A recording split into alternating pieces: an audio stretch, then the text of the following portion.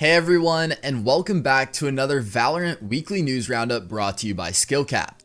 My name's Modix, and every Sunday I bring you a weekly news video that covers all the top Valorant news that happened in the past week. Today we will be taking a look at the most recent Ask Valorant news article, brand new hints that the devs have given us, and even some news regarding the Valorant Battle Pass and cosmetics. But before we get into that, we're excited to announce our brand new hyper improvement platform specifically designed to help you improve fast. At SkillCapped.com, you'll finally learn how to level up your aim, different techniques to win gunfights, and so much more. We have professional courses on every single agent, map, and mechanic in Valorant. This is backed by the top pros, players, and coaches to make sure you're getting the most up-to-date and accurate info possible. In fact, we're so confident that you'll improve using our system that we offer a rank improvement guarantee. Check it out yourself in the link below. Simply put in what rank you're currently stuck at and find out what rank you're guaranteed by using our system. So what are you waiting for? Unlock your true potential and get the rank you've always wanted at SkillCapped.com. Link in the description below. So starting us off in today's video, we will be taking a look at the most recent Ask Valorant news article that was released on October 22nd. In this article, you ask the questions and the developers answer. The first question in this week's article is thoughts on adding more weekly challenges. And here's what the devs had to say. The goal of weekly challenges was to provide a bulk source of XP progress and tie some playful texture to the progression experience. To be frank, we're not happy with the current state, as some of them can be a grind. It's also been difficult to strike the right balance between interesting missions and not promoting unhealthy play patterns, example, playing only to harvest orbs and use your ult.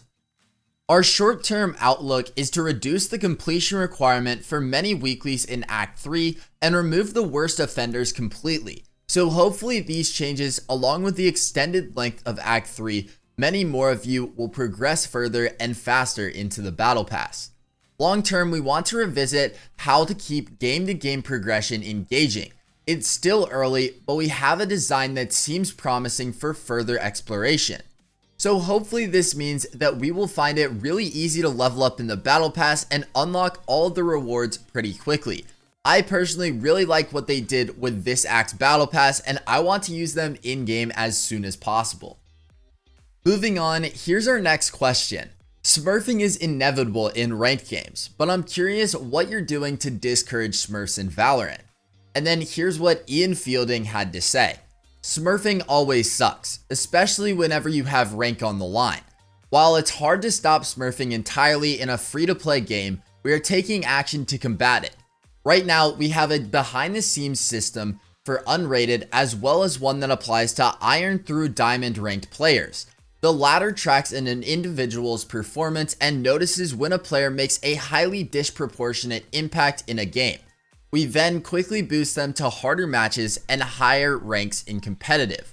We stop leveraging this system for Immortal Plus players because there isn't a ton of room to smurf or play down when you are already near the top ranks. Longer term, we're also looking at ways to further accelerate placing smurfs into appropriately skilled matches. But right now, we are prioritizing some improvements to our core rank system and leaderboards ahead of that. Now, we all hate Smurfs in video games, so hopefully the devs can figure out a solution in the near future because I'm trying to rank up without having Radiant ranked players tapping my head before I even get to see them. In order to do this though, the developers will need to test out the features, and this next question relates to that. Here's the question. Is Valorant going to get a test server like League has PBE? Now, if you didn't already know, PBE stands for Public Beta Environment. Many games already have playtest servers featured, but here's what the Riot developers think about the topic. Yes, we will be creating a selectively updated pre-release environment, or PBE, sometime in the first half of 2021. Specific features/queues will be advertised or limited, and patches will be targeted for a certain length of time in advance of going live. For those that are familiar with the League of Legends PBE, this will serve a similar purpose. We hope to expand on what we have learned and provide an early access experience that does not drastically differ from the live version of Valorant, but still allows for a glimpse into what we are working on. This will also help us to gather more information so we can capture performance changes and expose bugs early that players might run into. So there you have it. We should be able to participate in the beta testing as soon as January. Well, that's all for the questions for this week's Ask Valorant news article. But if you have any questions that you want the developers to answer, then go ahead and leave them in the comments below because you never know who might see them. The next topic that we need to talk about is the Valorant Battle Pass. Many players have been really impressed with the skins, and on October 20th, the devs released an article on how the Battle Pass is made. Let's take a look. The Battle Pass is a path of various rewards for the time you spend tapping heads and planting spikes in Valorant. It's a feature all players engage with, so we, the premium content team, want to make sure the pass is broadly appealing. This doesn't mean every player will love everything, however, every player should love at least something. We draw inspiration from lots of sources: the maps, meta gameplay memes, fun references to items from the previous Battle Pass, etc., and go into each creative brainstorm with an open mind. Although this dev diary will focus on creative considerations behind the Battle Pass, improvements for our cosmetics are always top of mind. The recent pick any variant change, experimenting with melee variants, and taking an honest look at the work needed for skin level toggling are recent examples. You can also look ahead to Act 3 Battle Pass for upcoming changes driven by your feedback. Keep that coming. The first section of this article is titled "There's Levels to This," and in it, the devs describe the different variations of rewards. From the start, the Battle Pass was built with a free track so free-to-players can also earn rewards and commemorate their participation with a feeling of "I was there." There are also some rewards that we couldn't imagine not letting everyone earn, such as the Tac-to-Bear Buddy or the Ultimate Chicken Spray /title/card combo, to name a few. Look, you all need some way to show your Vandal love or celebrate your opponent's salty tears. For players who purchase the premium track, our aim is to create a diverse array of options for cosmetics, something sci-fi, fantasy, sci-fantasy, yes, artsy, edge, etc. This is especially important because we know there are a lot of you who never purchase skins in the store directly, but still want to earn lots of in-game items. That's why in Act 3, we're also offering variant upgrades for the Surge skin, since many Battle Pass only players had tons of Radianite points in the bank but no way to spend them. The tier order changes every act, so the most popular cosmetics aren't always artificially locked until the last few tiers. That way, if you're the type of player who only buys the Battle Pass, you can find a skin for your favorite weapon regardless if you completed all 50 tiers or not. For example, in Act 1, the Vandal skin was in Chapter 9, but in Act 2, it showed up much earlier. We want players to feel like they've earned something special as they level up through the Battle Pass, but we also gotta be fair.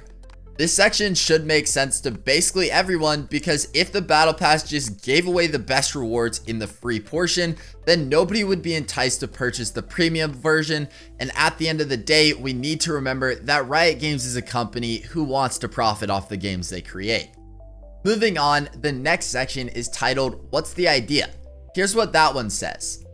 A smiling toaster, a record player but with a Valorant spin, a griefing scuttle crab, froggy hat. Where does this all come from?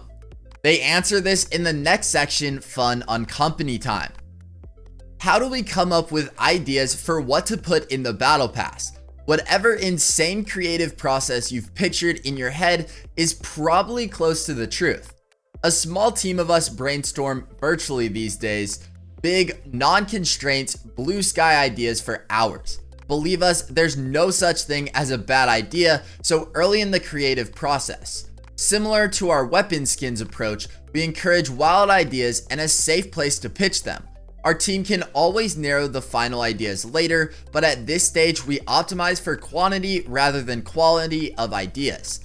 If it's just too big for our team to tackle at the moment, we save it for later. Theme songs.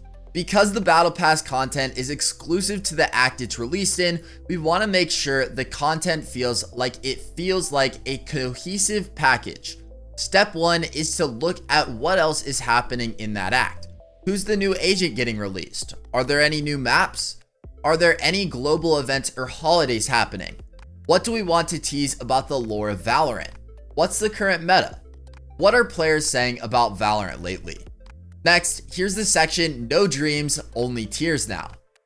It's no surprise that we strive for thematic diversity within the Battle Pass skins. This can start with a nebulous intent, such as a desire for a pure fantasy design. Take the Act 3 Battle Pass. The Ruin collection leans into the fantasy genre, whereas Surge is more clean and graphic, and Serenity is aimed at the luxurious. It also helps when you tell us what you love from previous Battle Passes. The popularity of Tactibear led to the creation of their peer, Tactus Squirrel. Many of you equipped the Octopus player card, so we started to lean heavily into Octopus related content. The content should also be relevant and topical to the Valorant community. For example, the seemingly ongoing debate of which is better, the Vandal or the Phantom, may never be solved, so we wanted to commemorate that argument with a card. A card memeing on the unfortunate abundance of Guardian skins is overdue. For holidays, we try to capture the spirit rather than something more abstract. A cute jack-o'-lantern gun buddy is alright, but too much spooky content probably isn't something our global audience would appreciate. And then there's something we can all relate to, a moment in time. Many of us are feeling the effects of quarantine, so the Viper Stay Safe spray is a nod to something we are all surviving together. Maps are probably our best source of Battle Pass inspiration. Even we have a blast running and searching GOT map Easter eggs created by the map teams. The Chili McFreeze Snowman, Gelato Cutie, Immortal Rose, and all the Tacta Animal gun buddies originated from the maps themselves. Even the infamous Octopus is based on a mural from Ascent. The folks on the premium content team also love playing Valorant together. That's why we try to reference some of our funny anecdotal in-game experiences like the No Time Spray or stuff we see in highlight clips online. The randomized Pick My Strat spray is for when we're tired of straight rushing long B only to die to something that should have been obvious like Razor and wish fate would tell us how to play our next round. And the Piece of Cake spray is our polite alternative to call something easy instead of spamming GG easy in the chat. Internal design contests help us gather pitches when we are short on inspiration. You can thank members of the Valorant team for items like the Scuttle Trash Gun Buddy suggested by a person who wanted to celebrate how trash she and her partner are at Valorant. Potato Aim is another example. You can guess what that represents. And finally, let's talk about spray to speech. Sometimes a post-clutch spray says more than any celebratory chant could. Our sprays, titles, and gun buddies are also an opportunity to let players non-verbally express themselves in a creative and practical way that is often better than a mic or text chat. For every spray we create, we ask ourselves, what is a player saying when they use this? And how do we make this feel like a Valorant spray? Or we start with the expression first and ask, how do we express this with a spray? Some examples of our favorite spray communication/pairings. Tell the world I suck at this game.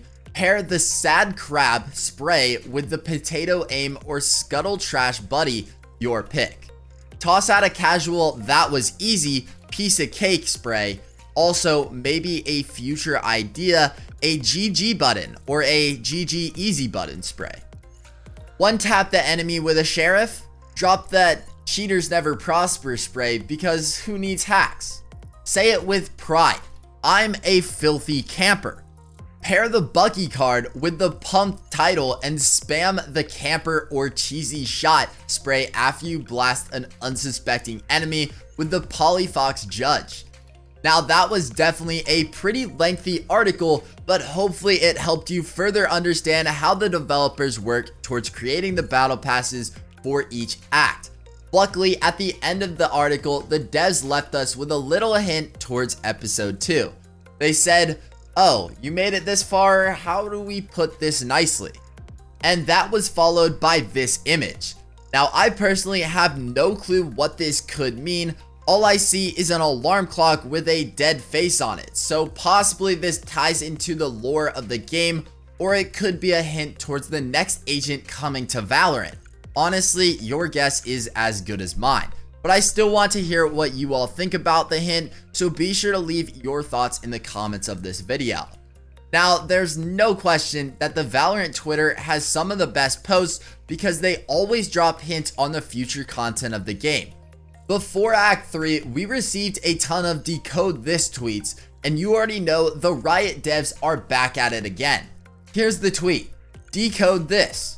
Now, I think a lot of us know what this is referring to, but for those of you that didn't play the beta, the scope on the right side of the screen is the Reavers. And to add on top of this, WRACAM translates from Polish to English, and it reads, "I'm coming back."